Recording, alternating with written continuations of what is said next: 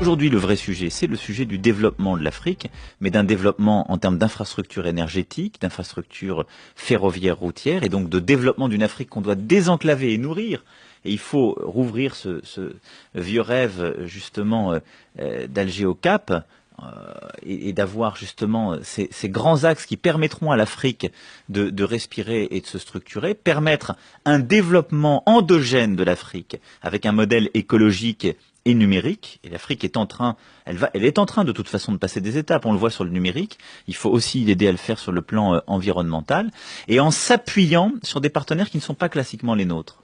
Il ne faut pas s'appuyer sur des grands groupes de gestion de matières premières ou d'infrastructures très proches des États avec, on le sait bien, des éléments de non-transparence, voire de corruption avérés. Mais il faut s'appuyer sur les étudiants, sur les diasporas justement d'étudiants de part et d'autre, en formant ces derniers, mais en les aidant aussi à retourner dans leur pays, à développer les structures universitaires africaines.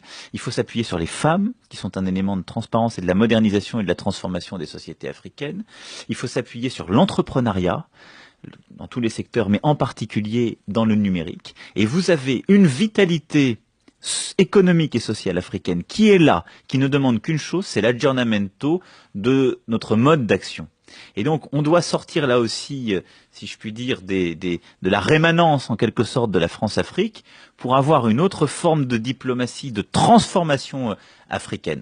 Nous avons un rôle, assurer la paix et la sécurité en lien avec les États, avec l'Union africaine et en partenariat avec les armées africaines. Ça, c'est une initiative française européenne. Le Mali en est un bon exemple. Et Vous ne craignez pas l'enlisement? Je crains non seulement l'enlisement, mais je crains le développement dans cet arc électrique qui reprend la route des Touaregs, en effet, de plusieurs mouvements djihadistes. On sait que c'est là. Et donc, les prochaines années nous conduiront à réintervenir au niveau européen. Notre rôle, il est là, principalement. Mais ensuite, on doit développer une vitalité, donc c'est assurer la paix, la sécurité, la stabilité des États.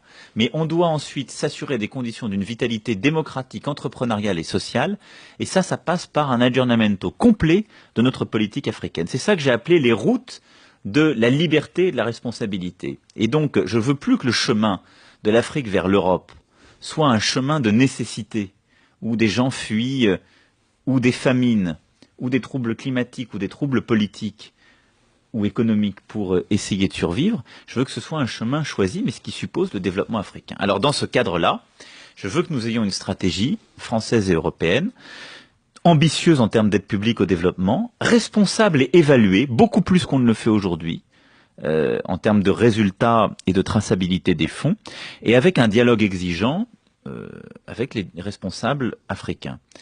On ne peut pas expliquer aujourd'hui à notre population que on est en train de stabiliser sur le plan militaire un pays, qu'on est en train de l'aider à développer ses propres structures, que d'ailleurs il est bon pour lui que les gens plutôt reviennent ou n'en partent pas, et qu'on ne sait pas signer un accord de reconduite à la frontière, ou quand quelqu'un n'a pas les titres de séjour, il n'est pas réadmis sur le territoire. Ça, c'est un jeu de dupes dans lequel nous sommes depuis des années, et donc nous devons avoir une politique totalement transparente en termes de visa étudiants, extrêmement ambitieuse en termes d'aide publique au développement et sur le plan de ce que je viens d'évoquer, mais en même temps, avoir une demande de réciprocité sur le plan des réadmissions.